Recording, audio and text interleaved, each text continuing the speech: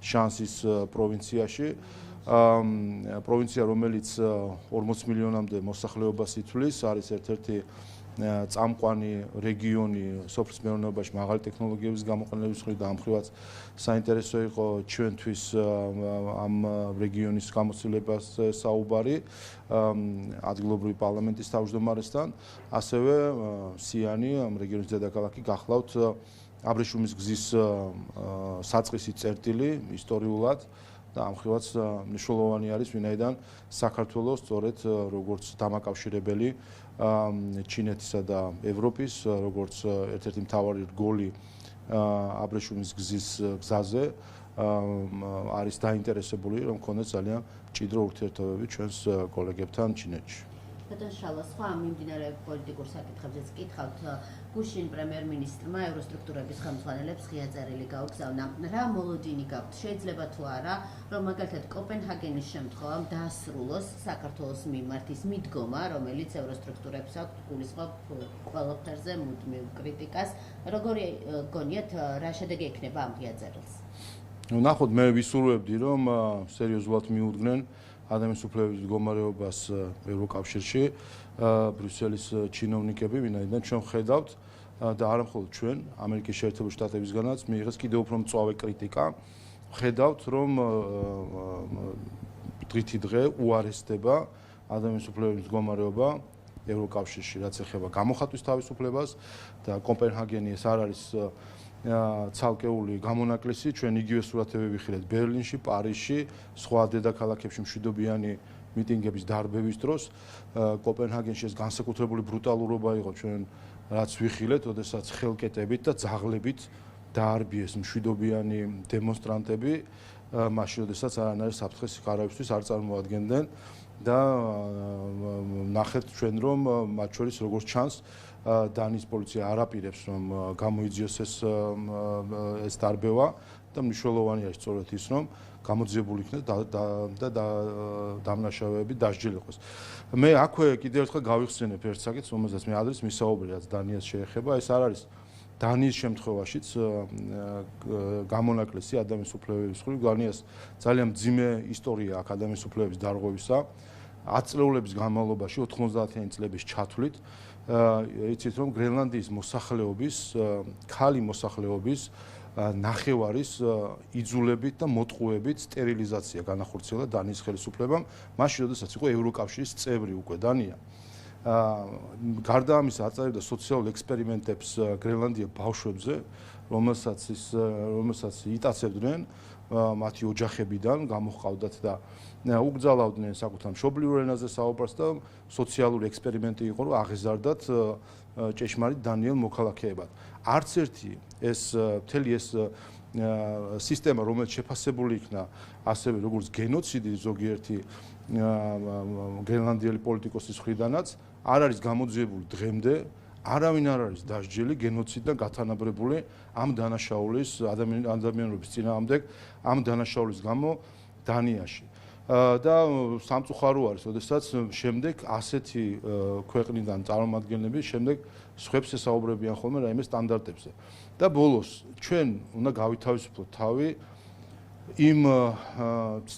იმ კომპლექსებისგან, რომელსაც ცდილობდნენ, რომ წლების განმავლობაში მოეხვიათ ქართველი ხალხისთვის. თვითონ ჩვენ ვართ რაღაც მეორე ხარისხოვანი ერი, ბოლომდე არ განვითარებული ერი, თითქოს დანიამ თუ გერმანიამ თუ სხვა ქვეყანამ უნდა გვასწავლოს, როგორი არის სწორი ცხოვრება, როგორია სწორი ევროპელობა, როგორ არის სწორად ქვეყნის შენება. იქით ვასწავლის ყველას, რას ნიშნავს ევროპელობა და რას ნიშნავს ადამიანის უფლებები. ამიტომ ჩვენ საბოლოო ჯამში უნდა მოვიცილოთ ეს გარედან ძალად მოხვეული კომპლექსი, რომ ჩვენ აქ ვართ თითქოს მოწაფეები და კლასის დამრიგებლებლად ყვანან ზოგიერთი ქვეყნების წარმომადგენლები, რომელსაც კიდევ ერთხელ გენოციდიდან გათანაბრებული დანაშაულები აქვს ჩადენილი საკუთარი მოსახლეობის წინააღმდეგ და დღემდე არ აქვს ეს საკითხები გამოძიებული და არავინ არ არის დასჯილი დღემდე დანიაში იმ სისტემური დანაშაულისთვის, რომელიც ევროკავშირის წევრ დანიაში ხდებოდა. ბატონ შალომე, მინდა გითხოთ ნაციონალური მოძრაობისა და ალტ-ინფოს წევრების განცხადებებზე მეხუთე დღეა ისინი ამტკიცებენ, რომ ნაციონალური მოძრაობის დროს არსებულ პატიმართა რაოდენობას გადააჭარბა დღეს არსებულმა პატიმრების რაოდენობამ, თუმცა ბრალდებულები და მსჯავრდებულები ყავთ გაერთიანებული ამ სტატისტიკაში, რა მონაცემებიც მათ მოჰყავთ, რას ნიშნავს მათი ეს საქციელი თქვენი? ხო, ნახეთ ჩვენ რომ კვლავ ბრიუსელის პროპაგანდისტების კამპანია, რომელიც იქნა გაჩაღებული მსჯავრდებულებთან დაკავშირებით, რაც არის უმარტივესი ტყუილი და манипуляция, მსჯავრდებულთა რაოდენობას, რომელშიც შედის არა მხოლოდ პატიმრები, არამედ შედიან პირობითი მსჯავრები, ვისაც აქვთ პრობაცია, ვისაც არის და ყველა საერთოდ სასამართლო გადაწყვეტილება ვიზეც არსებობს. რომელიც არის 22000, თუმცა პატიმრების რაოდენობა არის 8700. ასე რომ არანაირი კორელაცია და მსგავსიც კი არ არის იმასთან, რა სასტიკი სისტემაც ქონდა ნაციონალურ მოძრაობას, როდესაც 21000 მარტო პატიმარი ყავდა და 310000 საქართველოს მოქალაქე გაატარეს პრობაციის მარწუხებში, მოსახლეობის 10% ნაციონალურ მოძრაობას გამოცხადებული ყავდა კრიმინალად.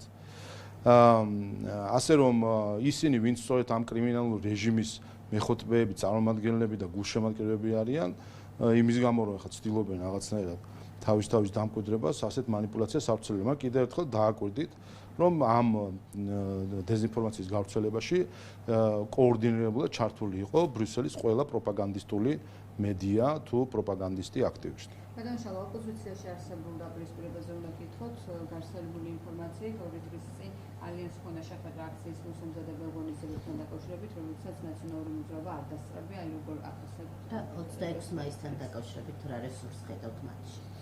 არანაირ 26 მაისს ჩვენ აღნიშნავთ ჩვენი ქვეყნის დამოუკიდებლობის დღეს და ქართული ხალხის ზეიმი იქნება ეს და რა თქმა უნდა ხედავთ რომ ყავს მარგინალების ჯგუფი რომელიც მიზანი არის ერთადერთი რამ რომ თავები დაანახოს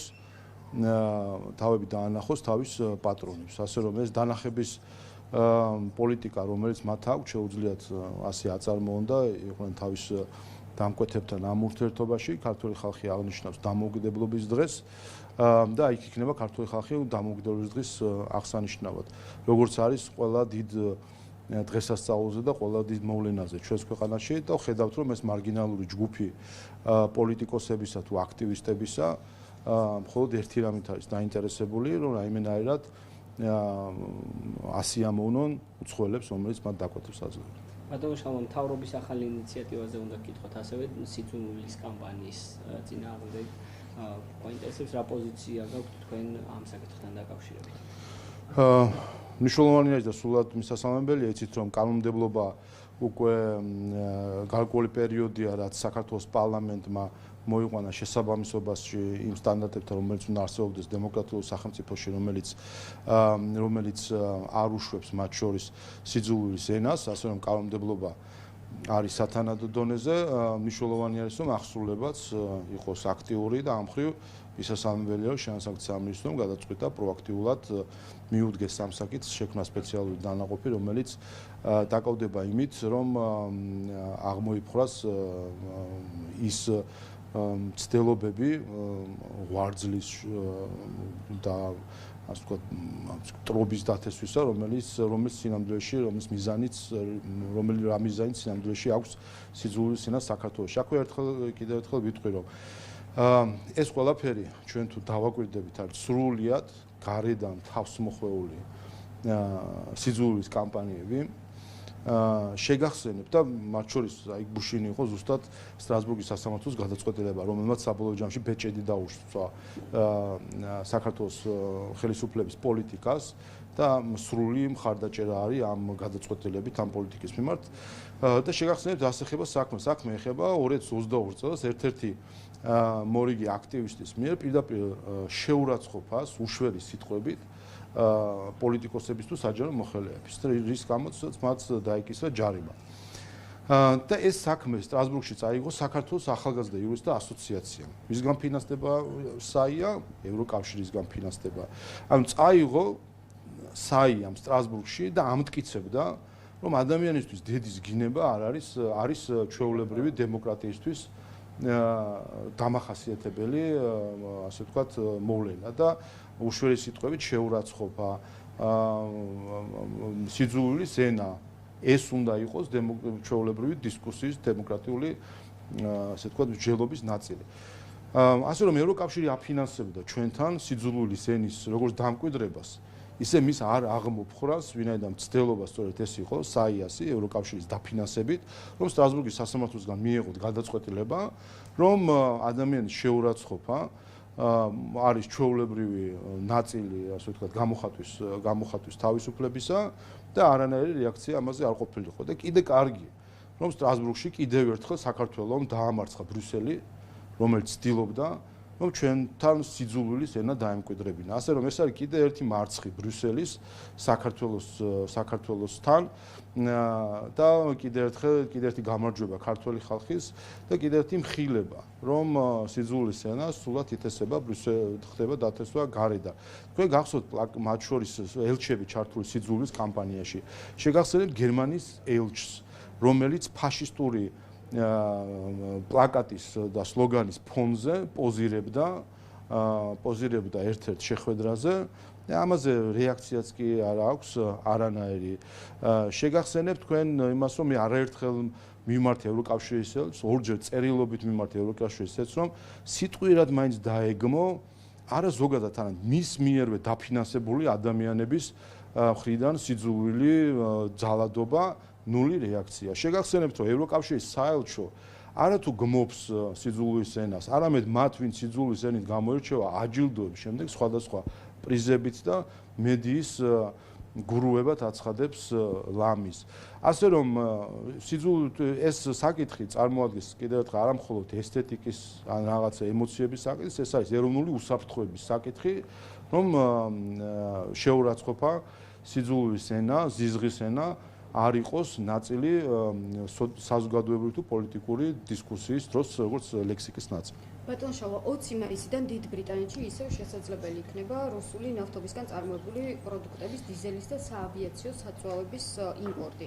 რას ნიშნავს თქვენი შეფასებით დიდი ბრიტანეთის ეს გადაწყვეტილება, განსაკუთრებით იმ ფონზე, როდესაც ქვეყნები საქართველოს ხშირად სწორედ რუსეთის სანქციების გვერდის ავლაში ადანაშაულებენ მტკიცებულებების გარეშე. ახლა ბრიტანეთმა ისევ განაახლა ეს ვაჭრობა.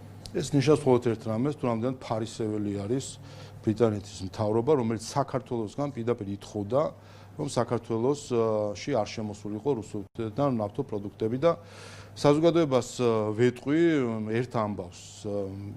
მე მგონი აქამდეც ნათქვამი მაგათ თუ არ მაქვს, ახლა შეიძლება პირველად გაიგონ, რომ სწორედ ბრიტანეთის ელჩი პირადად დადიოდა სხვადასხვა კაბინეტებში, მათ შორის პარლამენტში, პარლამენტის სხვადასხვა წევრთან ითხოვდა შეხვედრებს ხან ჩაიზე, ხან კაბინეტში, ხან როგორ და ნახევრად მუქარა შერეული ტონით ესაუბრებოდა იმაზე, რომ საქართველოსში არ უნდა შემოსულიყო რუსული ნავთობპროდუქტები.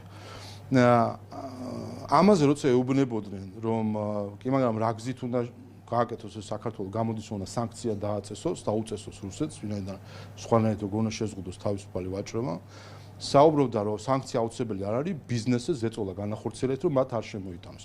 აი ასეთი წარმოდგენები აქვს ბრიტანეთის მოქმედ ეჭვს, რომ საქართველოს ხელისუფლებამ ბიზნესზე ზეწოლით, მაგრამ სინამდვილეში რა თქმა უნდა გულისხმობდა, რომ სანქციები უნდა დაგვეწესებინა ბოლოს, ან სანქციები უნდა დაგვეწესებინა რუსეთს, ან ბიზნესზე ზეწოლით,